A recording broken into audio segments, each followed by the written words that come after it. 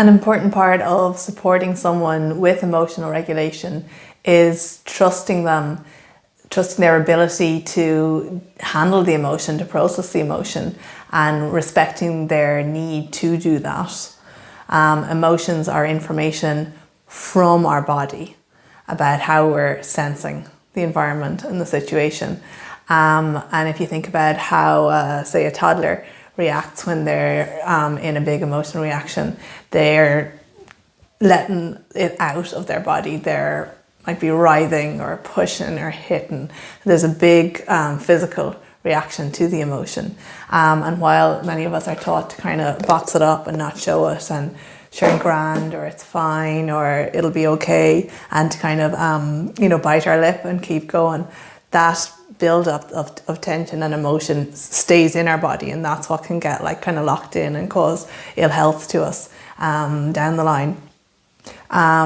So it can be painful to watch someone else process the emotion and to go through it, but it is a natural process.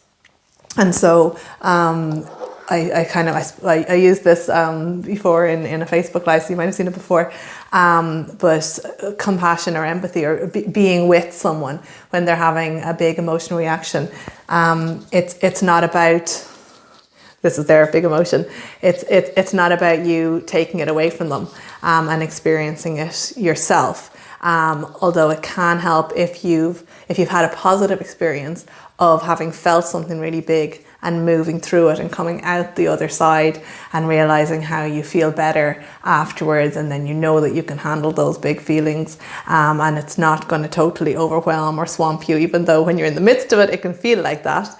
So you might have the echo or the memory of that, but you're not taking it from the person and experiencing it for them. And ideally, you're not even experiencing it at the same time, because then you can be dysregulated and you're not the calm, strong person to help them.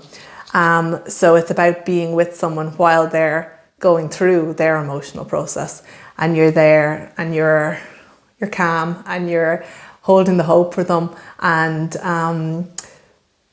just letting them do what they need to do in order to process it and deal with it and come out the other side. And it's not about you grabbing it away and getting rid of it and slapping on a different emotion that you'd rather them have, or pulling the silver lining out from the dark cloud. It's again just about respecting and honouring their process as they go through it, and remembering this too shall pass. 90 seconds of a big emotional furore if you don't add anything else to the fuel and let it go through, and then the body resets and calms down. And that's what tears are. Tears is how our body releases the stress hormones, the cortisol that have built up. So when someone is crying, you don't want to shut it down. You don't want to, there, you're okay, stop it now, wipe the tears. You want to let them flow, because that's the body in its natural reaction processing the emotion. And then after we've had those big cries, after we've let out the emotions, be it by like pushing or running or flailing at something, then our bodies feel better and feel more settled, and then we're ready to do the analysing of what need, where was I coming further away from or towards, and where did that come from? What do I need, basically? What do I need to keep myself safe and to keep myself content and connected to other people?